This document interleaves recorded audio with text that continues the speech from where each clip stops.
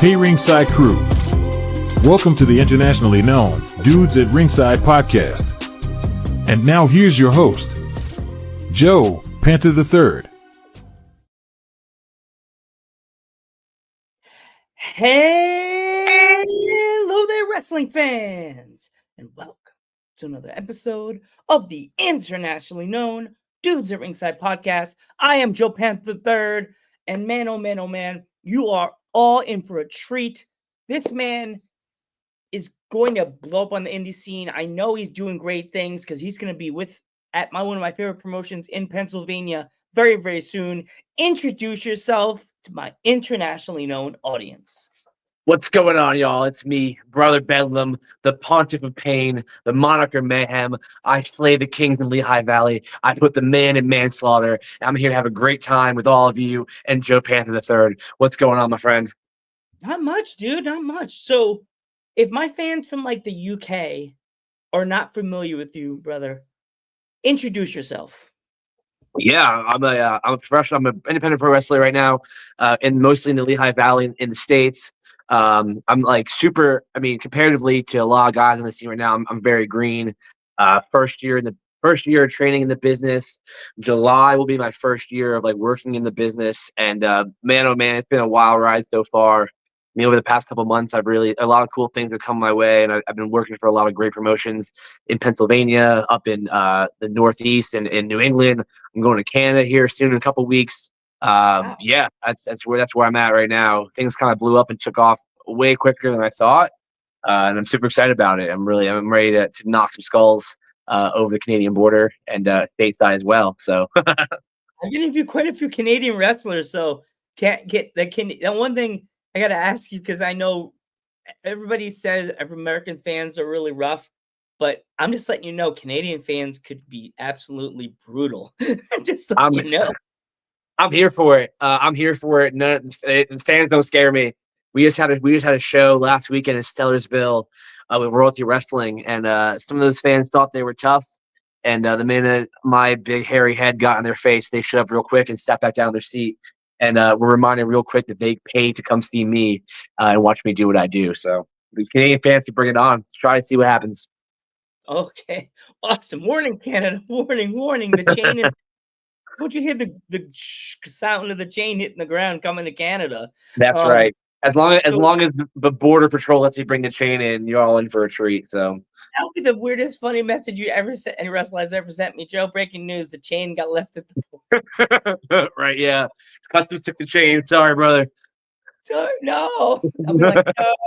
I'll send you the Darth Vader. No. No. No. Yeah. So, who trained you? So I'm training right now at the Wrestle Factory. Three main coaches there right now. So Mike Quackenbush still owns and operates it. He still trains us once, twice a week. And then we got Danny Danger training there as well. And then we have Castle Rothenstein, formerly known as Oleg the Usurper from the Jakar days, training there full time as well. And then we got some people that come in every now and then, like Avery Good trains us every now and then. He's super busy with his life and his schedule, so when he pops in, he can. And then Larry Peace, keeping the peace, is one of our trainers as well. So we've got a core group of Quack, Danny, and Castle, and then some rotating guys that come in there as well. So nice collection of people, you know. Awesome. Yeah. So, where did this brother Bedlam come from? Where did you dig him out of? Like, where did you find him inside yourself? Yeah, for sure. So, I mean, before I started wrestling, I was always a huge fan of wrestling, as I think most of us are. And my favorite wrestler of all time, obviously, is Bruiser Brody. I think a lot of people would say, like, you know, as somebody that studies pro wrestling and enjoys that kind of old school style, I look to him as like kind of an example. And like when I was thinking of like my gimmick, there's a you know between Bruiser Brody, between Brody Lee, and then Brody King. There's so many great wrestlers with that name Brody that like I knew my style and my look was going to be very similar, but I did not want to go for that kind of like that. I didn't want Brody in my name. I just felt like that was like I haven't earned that yet. So when I was thinking of gimmicks, I was looking at like a bunch of different wrestlers, and like I've always liked alliteration, and And so I was looking at what's his name, Johnny K9, Bruiser Bedlam, from back in the day, a Canadian wrestler. And I was like, okay, cool, Bruiser Bedlam. I like that Bedlam part. Bruiser kind of connects back to Brody, and then like I don't know, the brother part was kind of like a little joke for myself, a little bit inside baseball. As somebody who's in the locker rooms, like we all call each other brother. So I was like, okay, brother Bedlam, that sounds super great. Like I like that, and that wasn't even like the first iteration. There was a different gimmick that I was going to go with, that I'm glad I didn't. But as far as like where this person came from, like I think like any gimmick, and like as I'm maturing in the business and figuring out who I am, I'm sure the gimmick will change. But like any other great gimmick, right? It's the idea that it's just your personality turned up to level 11. I think it's kind of what everybody says. Which there's a lot of characteristics of Brother Bedlam that are like that are not me, but like maybe are me in the context of a fight or whatever. But the way that I see the character and the way the character's going, the gimmick is like it's kind of like disillusioned cult leader, essentially, um, who's kind of in this realm of everyone that doesn't like him is just misinformed, right? And they're sheep being led from the flock, and whether it's through brutality or through um, whether it's through brutality or through winning the hearts of these fans over again, it's like my job to bring them back to the fold. That's kind of how I see that gimmick. Now, I don't know what that says about me as a person. If I've never really had aspirations of being a cult leader, but the aesthetic has always been interesting to me, and that kind of '70s, '80s retro vibe I've always enjoyed, especially when it comes to wrestling. So it's just kind of an amalgamation of all that. Um, yeah, I don't think Brother Bedlam is going to be the gimmick forever. A little about my background. I went to art school for painting, and like one of the best pieces of advice I ever got from a professor was that like in order to make great paintings, you have to make really bad ones first to kind of get through that stuff out of your head and out of your repertoire. So I'm sure as I continue in the business and things change and evolve, like things will be left out and things will be kept, and so that's kind of where I'm at with it right now. But it's working right now for me, so stick with it. Yeah. Where it has like with you from the Lehigh Valley, is there like do you find it like difficult to find indie promotions that are like close to you in Pennsylvania so you don't have to travel so far? No, I mean, you look at, I mean, you mentioned PPW earlier. So those are guys that I've been working for a little bit now. That they run once a month. So that's like I always have a guaranteed booking once a month. We talked about High Grounds a little bit earlier off camera. There's Three Legacies. There's Smash Masters. There's 5XW, which I'll be working for on August. Who's up and coming I've right never now. been to their shows yet. I've been to Smash Masters at like I think it's 3 or 4 shows. I love the crowd. If they're watching this, I love the 570 crew. They actually gave me a shirt when I was at the High Ground the show with Magic the New Era. They gave me a T-shirt one time. It's like here, Joe. And then I helped them design. The shirt the black shirt they sell with says "I Heart" uh 570. The Yeah, yeah, black yeah. one. That's my design. It happened Oh, nice. at the Ringside. It was born right here. Me and Kim. Kimberly. We're just talking, Cool. and she's like, "You have any ideas for a logo?" And I said, "Yeah, I Heart, and the heart will be barbed wire, wrapped in barbed wire." Nice. And Yeah, yeah, yeah. now That's awesome. You made that. I love that. I would say, and after the show, they sent me an image, and I was like, as seen on Dudes at Ringside. I was like, my dad's like, There we go. when you get the residuals? I'm like, I don't know. Just kidding, guys. I love you. Yeah, there we go. Yeah. So Yeah.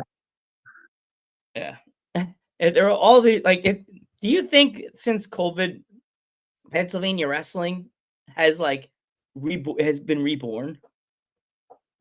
That's a really interesting question that I don't really know if I could answer because I was actually living in Colorado during COVID, which was like a much different experience than what I heard back here. And I also wasn't really I mean, I was into wrestling solely as a fan back then and not on the other side of the business.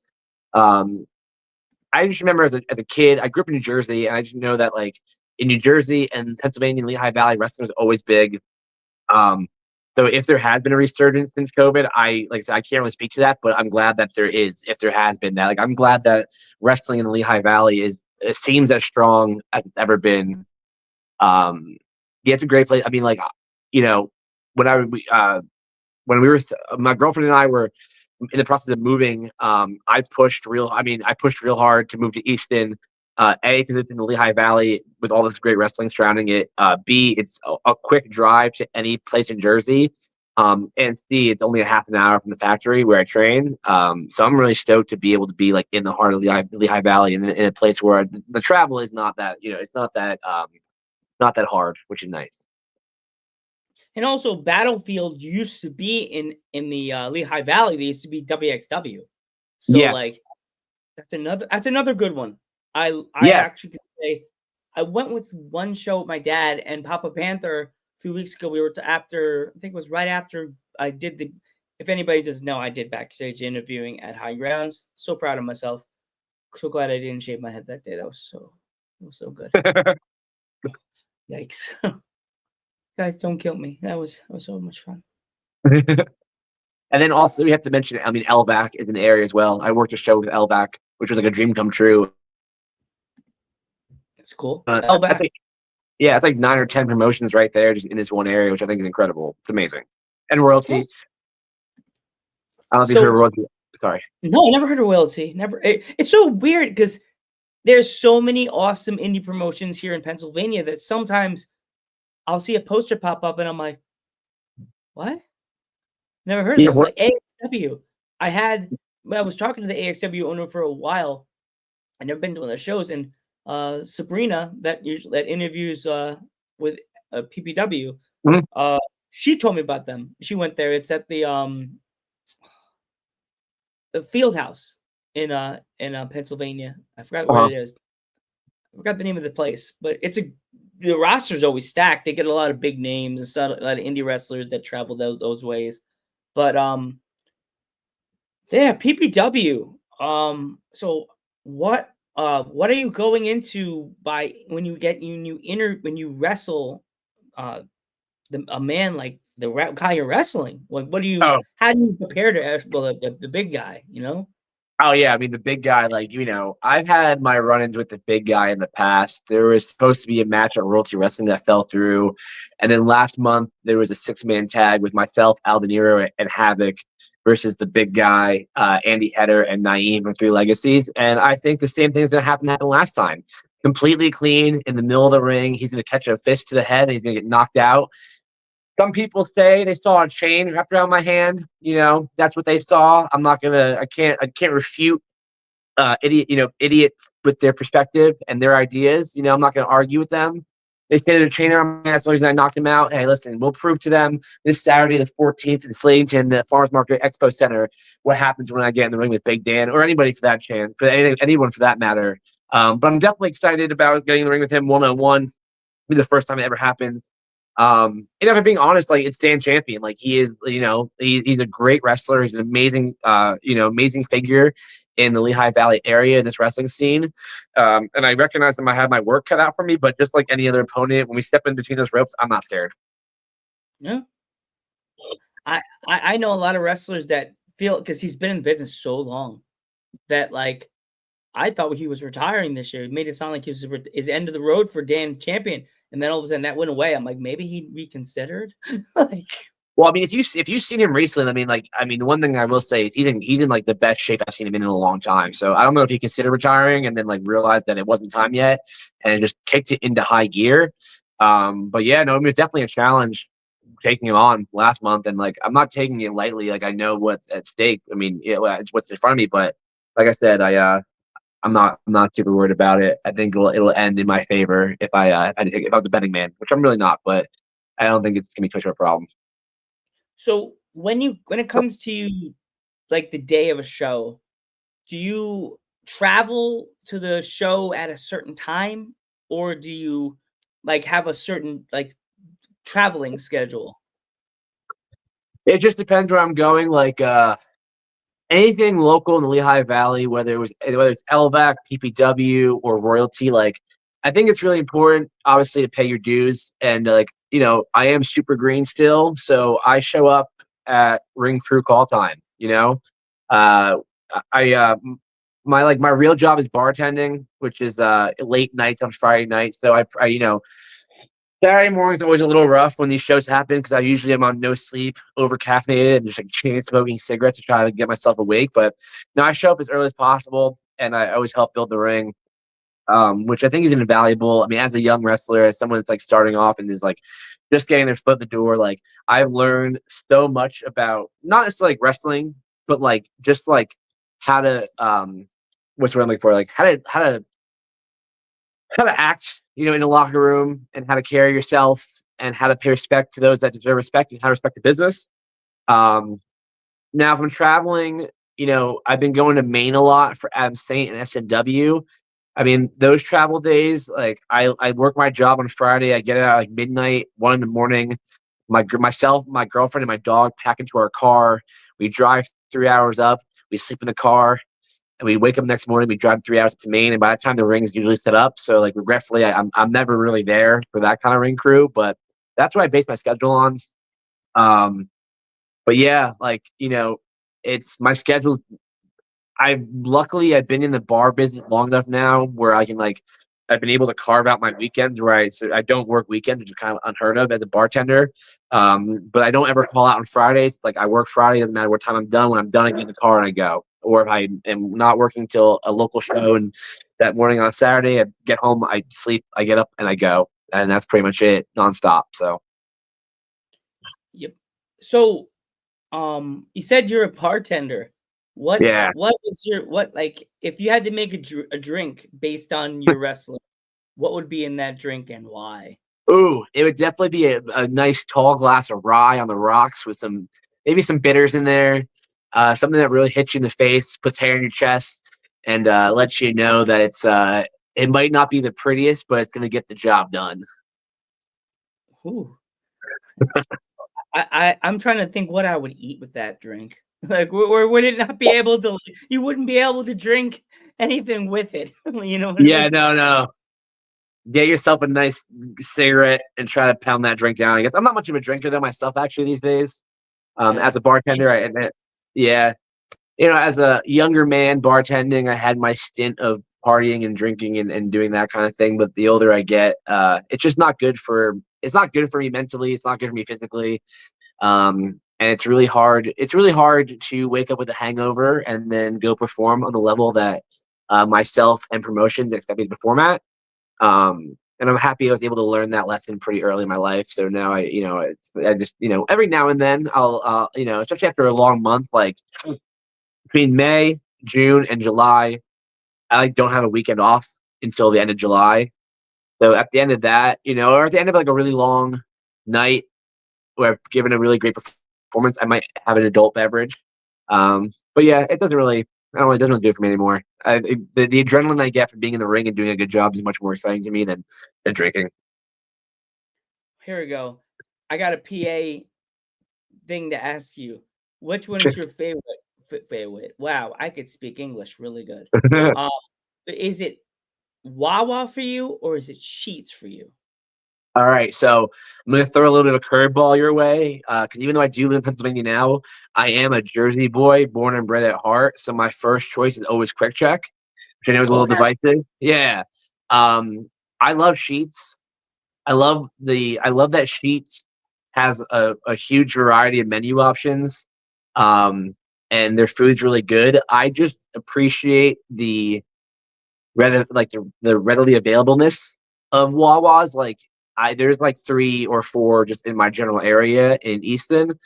So I usually go to Wawa. Nothing beats a Wawa Italian hoagie for me. Oh yeah. But if I'm traveling past if I'm going more out west when Wawa becomes like less available, I'll definitely pop into a sheet. Um, but yeah, I mean, I got all the love in my heart for convenience stores and truck stops, and I don't like to box myself into just one. But the king of the castle for sure is Quick Check, which is more King of localized. the Castle, King of the Yeah, Castle. yeah, Like, correct. Um, it's so funny because I I like Wawa because when I go with my dad, I can get myself a nice BLT on a hero roll Ooh, some lettuce, tomatoes, some nice bacon. Even though they'll charge extra if you get a little bit more, 50 they cents sure extra. will. Oh yeah, they'll be like, oh really? That sandwich went from $13 to $21. Right, So right. With an extra piece of bacon. There you go. yeah, a nice heart attack for Joe. Yeah, doesn't need it. Lay off the LBs, as I jokingly tell one of my coworkers at work. Lay off the LBs. Um. So before we go, if my fans want to follow you on social media in any way you're available, just let them know where they could find you. Yeah, the best place to find me is Instagram. It's brother_Bedlam, BEDLAM. I do have Facebook as well. I hardly check that. And then anyone out there that's looking to book me, because I've got August kind of open, definitely go through Instagram or my Gmail, which is bookbedlampw@gmail.com. I do have a TikTok. It's the dot wrestler, RASTLER. Nothing on there yet. I plan to hopefully. I got a lot of content being made, and I'm trying to get a lot of stuff put together over the summer. So hopefully by the fall, my TikTok will be a little bit more presentable. There'll be some fun stuff on there. But Instagram is definitely the best way to see what I'm doing. I post everything on there. And if you want to get a hold of me, Instagram is the best way to do it for sure. Okay, yeah. So what's the date of that PPW show so my fans, if they want to get a ticket for it? Oh, for sure. The 14th. It's this Saturday coming up. It's gonna be a great time. If you've never been to a PPW show, then you're really missing out. They're amazing shows. The roster is great. The Paul Bow is amazing. Also, the venue is super cool. It's in the back of like the farmers market, which has like a bunch of really great like bars and vendors and food. And if you get there early enough before the show starts, there's like an amazing antique shop. It's just a really great experience all around. If I remember correctly, doors are at 6 or 6:30. Bell time is 7. And there's an amazing stacked card, not just my match, but just a card up and down stacked. And incredibly enough, Earl Hebner is going to be there doing autograph, I'm pretty sure. So if you are in the area and you have nothing going on, or if you have anything going on, I would cancel your plans and get to Slayington this Saturday. So Yeah, fans, you better get your tickets quick because you wouldn't want to miss the man that was in the middle of the Iron Man match. or the referee with the mess up with Hogan losing the belt at Summer Saturday night's main event. Right. Hopefully he's not in the middle of your match with the chain. Like, oh, I Yeah, didn't see it. Yeah. Well, that'd be the best hey, case scenario for me. hey, he just gives you the victory, and then the other referee runs out. You're like, no.